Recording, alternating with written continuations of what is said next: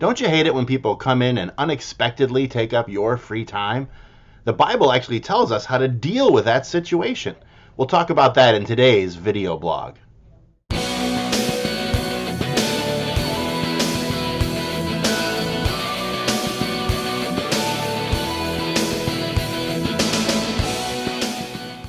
Hi, I'm Pastor Danish House. I'm the senior pastor of New Beginnings Church in Poughkeepsie, New York, and this is our video blog for today, Tuesday, August 9th, 2016.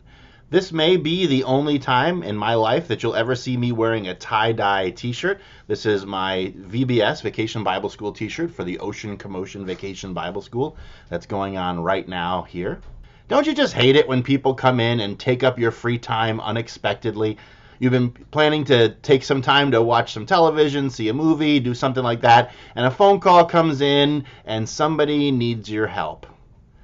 And what are you going to do? Say no? So you go and you help them, and oh, it's so frustrating because this was time that you had set aside for something else. It's your time, your free time. You don't get a lot of free time, right? You wake up every morning with 24 hours for the day, or let's just say 18 hours that you're awake, and you have to go to work. You need to eat during that time. You have to spend some time with your family. You take some time to spend on your daily devotions, maybe half an hour or an hour in the morning. But the rest of it, whatever is left, the little bit that's left, that's your time. That's your free time. And isn't it frustrating when somebody else needs to take that time up? What if there was a biblical way to deal with that? It turns out that there is. Here's the deal. The Bible says that the time that you have is not your own. None of it. None of the time that we have is our own. From the minute you wake up in the morning until the minute you go to bed, all that time actually doesn't belong to you. It belongs to God. The same thing is true about your money. You get paid maybe the middle of the month or the end of the month, and it's a certain set amount, and some of it goes to taxes, some of it goes to your mortgage or your rent, some of it goes to food. You got certain expenses that you have to pay, and of course some of it you give to the church. But you have that little cushion left over, right? Your free money. Don't you hate it when things happen that require you to use that money for some purpose that wasn't what you'd planned for it? The truth is, the Bible says that nothing that you have belongs to you. It all belongs to God. It's all His. So God chooses how you're going to spend the time that He's given you. God chooses how you're going to spend the money that He's given you. It's a concept that we call stewardship, and that is one of the core values of the Christian and Missionary Alliance. Everything we have belongs to God. We are His stewards. Everything we have belongs to God. We are His stewards. That's how we view the time, the money, the resources, our gifts and abilities that God has given us. How does that solve the problem of people breaking in wanting your time?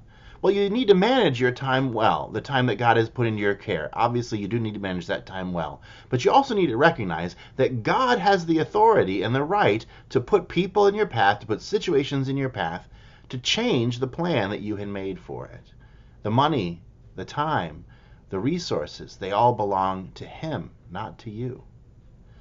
In 1 Peter chapter 4, verse 10, Peter says this, "As each has received a gift, use it to serve one another as good stewards of God's varied grace." As each has received a gift, use it to serve one another as good stewards of God's varied grace. I love that passage. The term there, varied grace, it's actually the word varied. It's what the Greek uses when it translates Joseph's coat of many colors.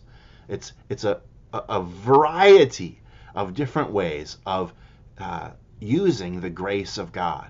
By God's grace, He's given you minutes that you can spend in His service. By God's grace, He's given you dollars that you can spend in His service. By God's grace, He's given you talents that you can spend in His service. Your time, your treasure, your talents, these are things that God has put into your disposal to use for His service. And how does He want you to do it? Well, 1 Peter 4:10 says, we use it to serve one another because we're stewards of God's grace. God's given those things to you so that you can use them to serve one another. So the next time somebody comes in and breaks into your carefully planned out day, remember that the time belongs to God, and wonder, maybe God has set an appointment here for you that you did not expect, but He knew about it, and He wants you to serve them as you're serving Him. Food for thought about the Alliance's third core value. Hey, thank you so much for listening to this video blog. If you've got comments, please leave them in the comment section below. We'll be happy to address them.